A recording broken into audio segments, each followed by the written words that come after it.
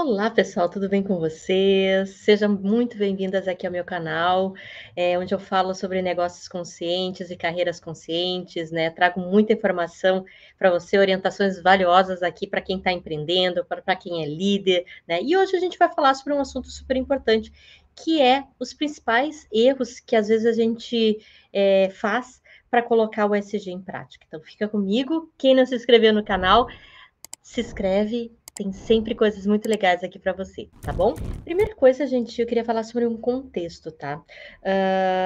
Eu falo muito no capitalismo consciente, né, sobre essa questão do capitalismo em si, né?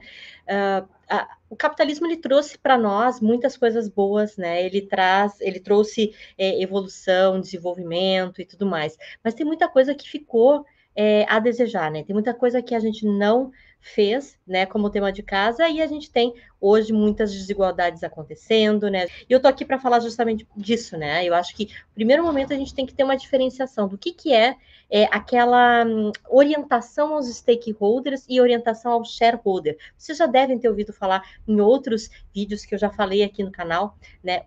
A orientação ao stakeholder é essa visão mais ampla, né, onde a gente contempla, então, as pessoas, o planeta e tudo mais. E a gente viveu até hoje, em muitas empresas ainda é muito comum, a orientação ao shareholder. O que é isso? Orientação ao shareholder é aquela empresa que olha somente para o lucro pro acionista, tá? É só lucro, lucro, lucro e o resto vai ficando para trás, né? Foi o modelo que a gente viveu até aqui, né, gente? A gente sabe disso. Ed Friedman, ele trabalha, trouxe a teoria, então, dos stakeholders, ele afirma para a gente que os negócios, eles têm valor quando tem valor para todas as partes interessadas, né? Eu já falei assim muitas vezes aqui em todos os meus vídeos, quando eu falo sobre ISG, capitalismo consciente, né? Eu sempre acabo falando nisso, né? A gente tem que fazer negócios onde a gente impacte positivamente o nosso planeta e as pessoas que trabalham com a gente.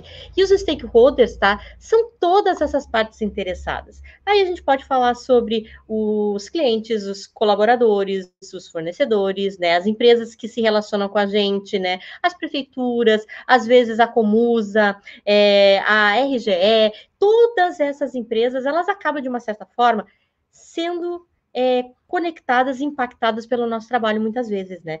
E quando a gente pensa em boas práticas de ESG, eu sempre penso que a gente deve olhar esses stakeholders e também criar valor para eles, né? Eu acho que é aí que começa essa diferenciação do que é um ESG colocado na prática, bem feitinho, né? Do que um ESG que é simplesmente para mídia, para divulgar, né? Que a gente vê muitas empresas ainda fazendo hoje, né? Eles não têm esse direcionamento, né? Nunca ouviram falar sobre isso que eu estou falando aqui, né? E de acordo com a Global Sustainable Investment Alliance, a indústria do ESG chegou a 31 trilhões no mundo, representando 36% dos ativos financeiros totais.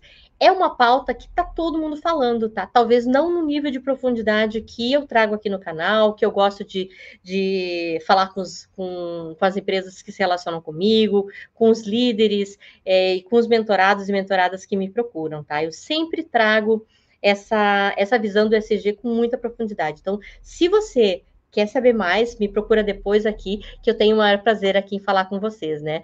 Mas, de qualquer forma, né, eu queria deixar aqui um primeiro passo, né? Acho que a primeira coisa, né, que a gente deve olhar é ter essa orientação para o propósito da organização e para as pessoas, né? Eu acho que o propósito, tendo um propósito muito alinhado, a gente consegue fazer um SG muito alinhado também. Se a gente não tiver, gente, dá um passo atrás, vamos pensar no propósito primeiro, vamos organizar isso dentro da organização, dentro da cultura, para depois sair fazendo ISG no mercado, né? E divulgando, que é o pior ainda, né? As pessoas acabam divulgando uma coisa que, na realidade, elas não praticam. Então, isso é muito ruim também, né? E aí, gente, essa questão de olhar para o propósito para as pessoas, né? Esses tempo atrás, eu já até comentei num texto, né? uma pessoa conhecida minha, né, me procurou e disse assim, Eliane, me ajuda agora a implantar esse plano de ESG, tá tudo prontinho aqui, tá organizadérrimo e tudo mais, mas eu preciso da tua ajuda. Fui conversar com ela para ver o que era, enfim, né, ela fez o planejamento de ESG dela sozinha. E aí que tá o erro, gente.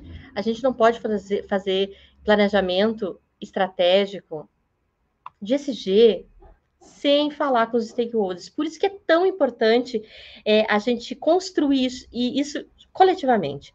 Eu acho que não tem outra maneira da gente fazer a coisa bem feita se a gente não envolver as pessoas, não fazer isso de forma colaborativa, né? Porque muitas vezes o que é bom para nós não é bom para o outro, né? Eu preciso ouvir do outro o que é importante, né? E fazer uma coisa que realmente faça sentido para todos nós. Se você nunca teve nenhuma orientação nesse sentido, né? Procure sites da ONU, né? Eu acho que o Objetivo de Desenvolvimento Sustentável da ONU, ele traz muitas iniciativas e até o próprio capitalismo consciente, empresas B, ODS, né? Grupos de ODS, porque aqui é o início de tudo, né? A gente precisa se conectar com essas metas da Agenda 2030 para a gente começar a apoiar essas iniciativas que a gente que é implantada das organizações, né, de uma forma a mais assertiva, né? E o Fórum Econômico Mundial ele sugere que algumas métricas sejam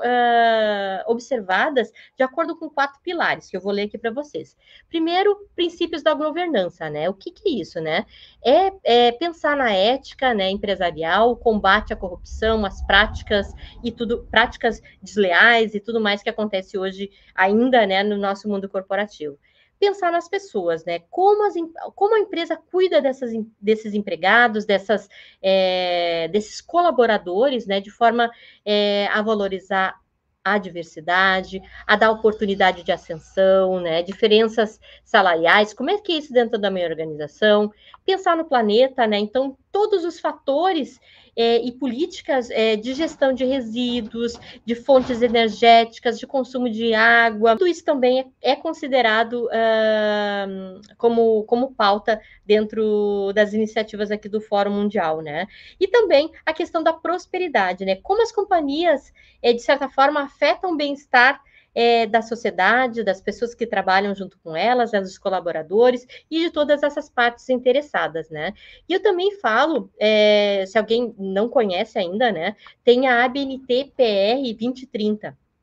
O que é isso, né? É um documento, né, que você pode adquirir hoje na internet e que vai te dar um norte para vocês iniciarem esse processo de implantação de uma agenda ESG dentro da organização, né? Eu acho que é super legal vocês darem uma olhada. Eu posso deixar aqui depois uma indicação para vocês, né? É por onde eu começo, né? Então, se você quer saber mais também, eu fico à disposição. Mas dentro dentro da PR da ABNT-PR 2030, você vai ter muitas informações legais. Então, deixo aqui a dica para você, né? Se você gostou desse vídeo, né, compartilha ele com outras pessoas, né, que possam ser beneficiadas. E deixe o seu like aqui, siga o nosso canal aqui, que eu faço os vídeos com muito amor e carinho, né? E tenho certeza que esse ano de 2024 vai ser diferente, né? Porque eu sei que você vai fazer algumas mudanças dentro da sua organização e dentro de você mesmo, né? Para pensar nessas pautas de uma forma mais profunda, né? Que realmente traga impacto positivo para a sociedade, tá bom? Beijo no coração e até o próximo vídeo.